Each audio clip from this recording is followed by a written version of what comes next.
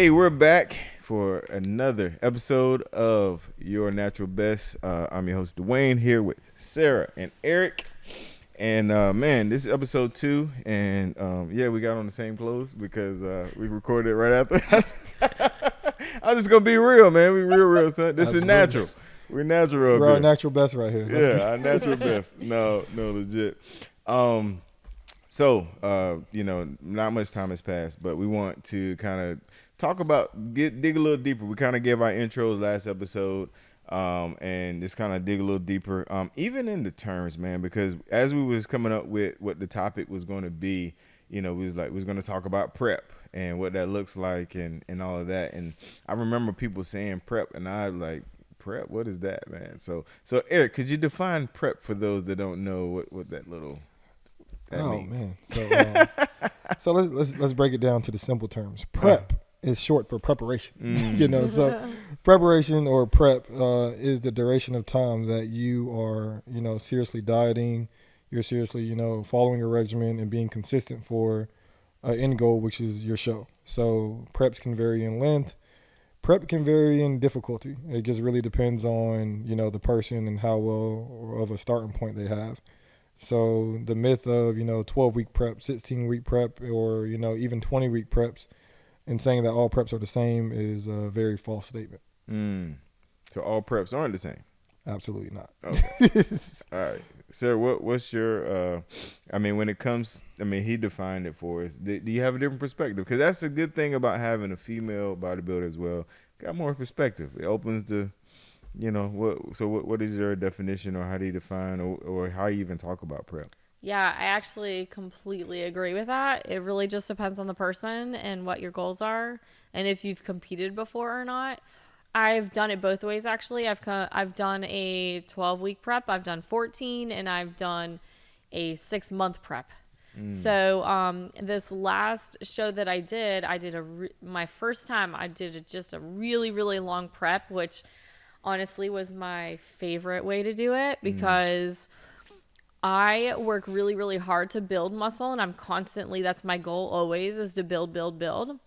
And so when I'm trying to lose weight, I'm really conscientious of preserving that muscle. So I feel like if your prep is too short, your cardio's high, your calories are low, and you're going to lose the fat, but you're also going to lose some muscle. So I prefer just to just do a long-term prep where you can lose the fat slowly, preserve the muscle, not stress yourself out, and just have your cortisol levels go through the roof, and just kind of just be a little less stressful overall.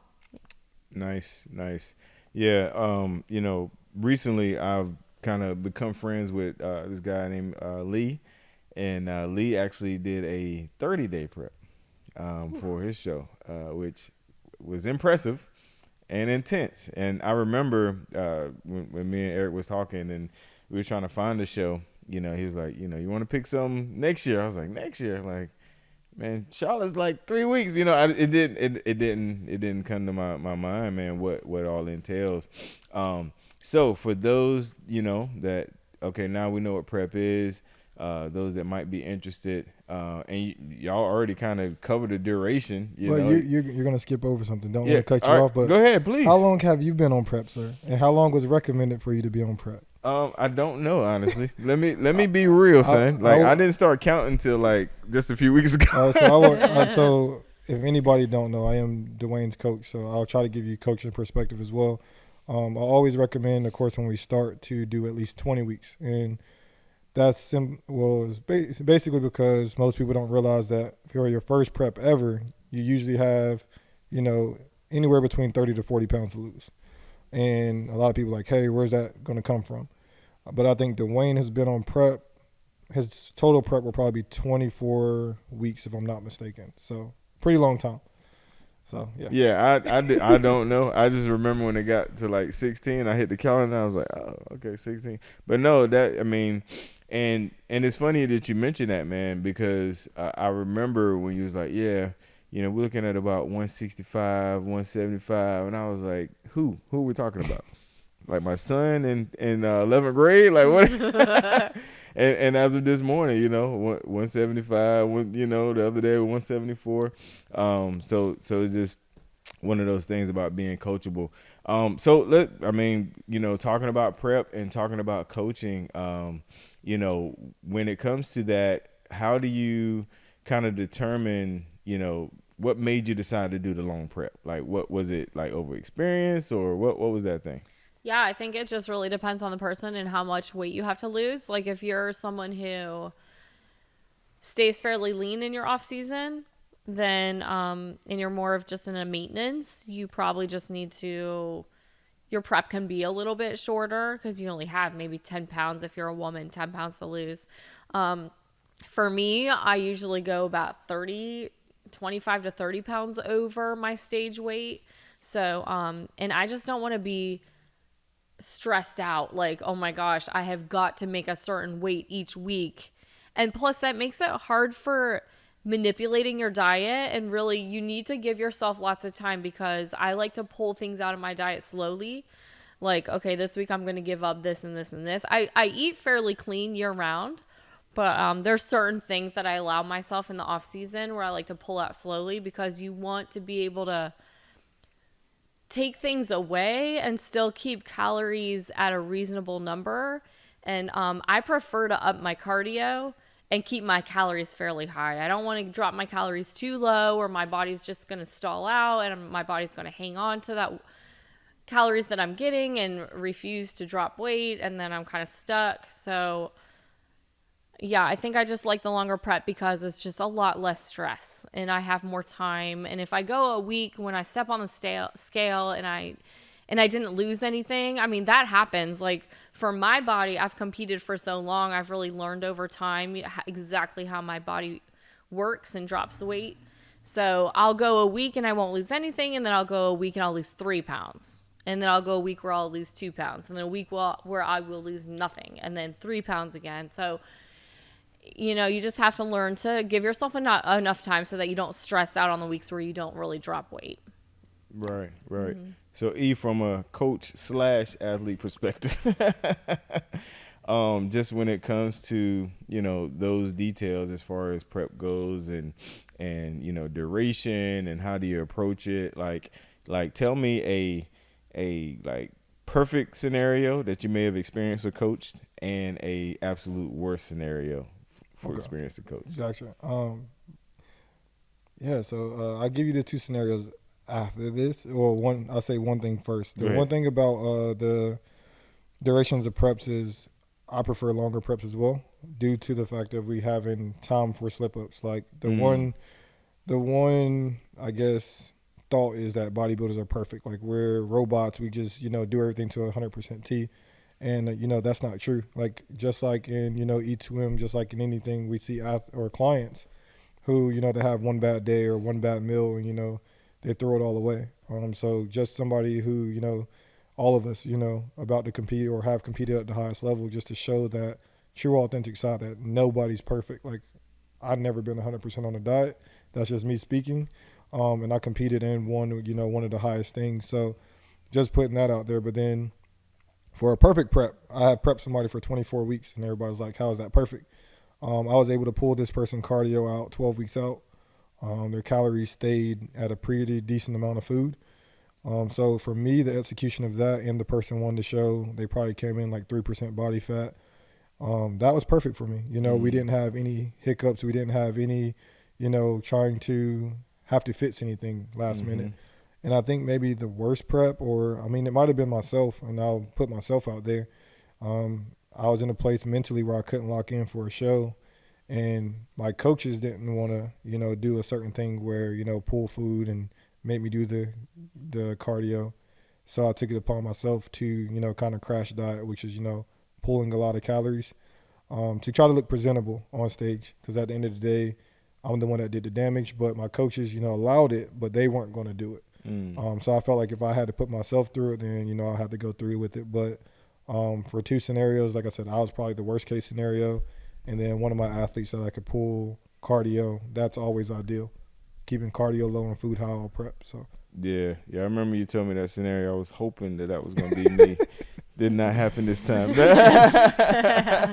I was hoping. No, man. No, that's super dope, man.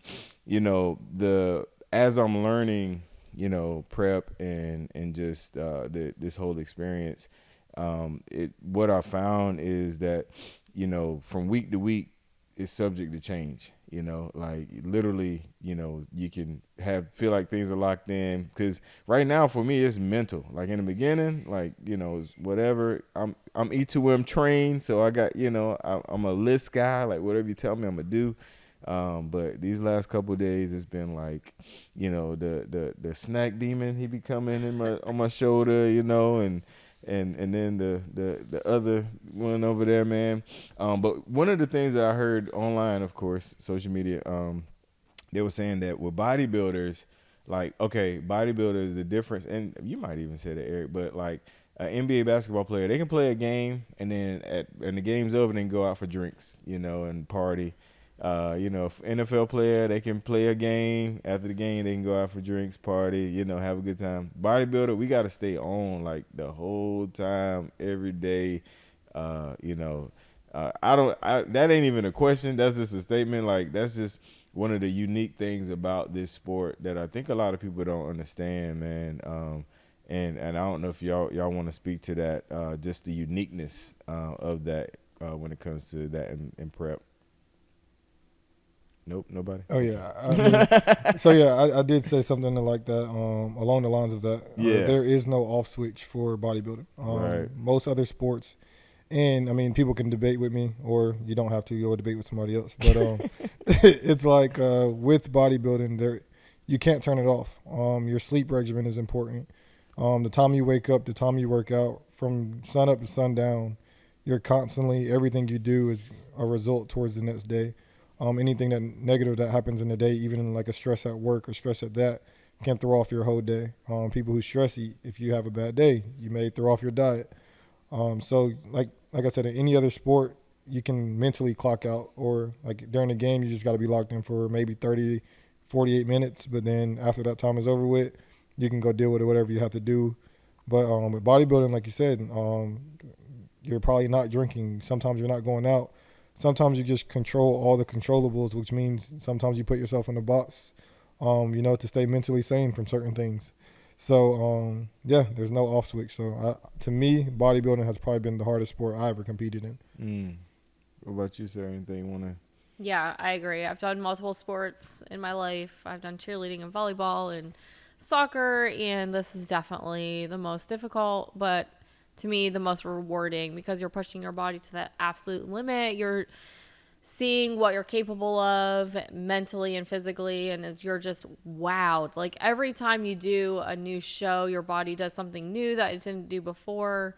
I know for me personally, I just wanted to be vascular so bad. I just thought it was the coolest thing. I wanted these veins popping out. Never had that. And then this past show, finally, like, it was just amazing, because like a couple days before the show, I was just like, this is so cool, like veins just running down your arms. And then honestly, even after the show is even better. You look even more amazing after your show's over. But yeah, I don't know, it's just it's super rewarding, and I love it. It's really challenging, but it's worth it. Nice. Yeah. No, I get it. Yeah. So I mean, even like I said, the minimal experience that I had, I definitely recognize the no off switch, and it's definitely been a challenge and different than any other sport I competed in as well.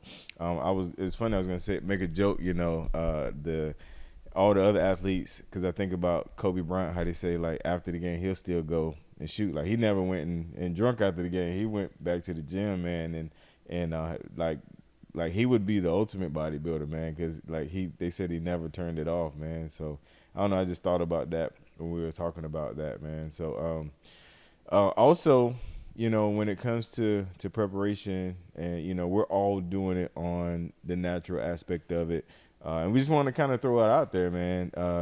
We know in the bodybuilding sport that there are enhancements, and so we don't want y'all blowing up the comment section. We're not haters of enhancement. That's just not the route that we chose to take. And honestly, I mean, I'm curious, E. I mean, we'll probably dive into this a little, in other episodes, man. But what was your reasoning for doing it in the natural way?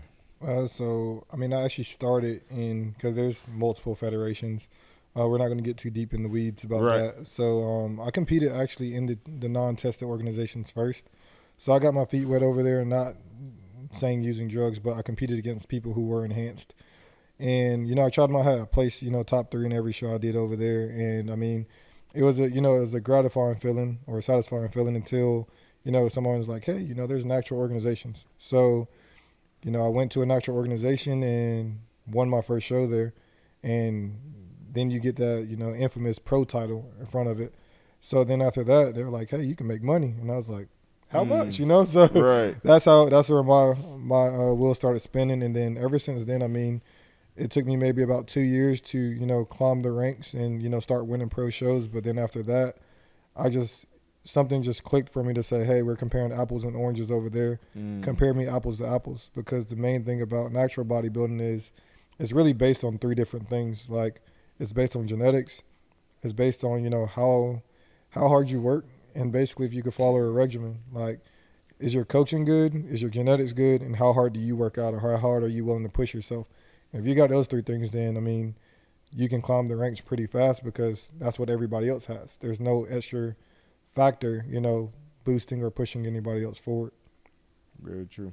What you said, what made you decide to go that route, or stick to that route? I don't know. Like, what's your background on that? Right. So I was in the same boat. I competed with multiple organizations. I did many NPC shows that were not drug tested, and I always did well, but at an amateur level. And I knew that I wanted to climb the ladder, and if I wanted to keep going in certain organizations, I knew that to be competitive I would have to get on gear, and I just wanted to see what my body was capable of without doing that.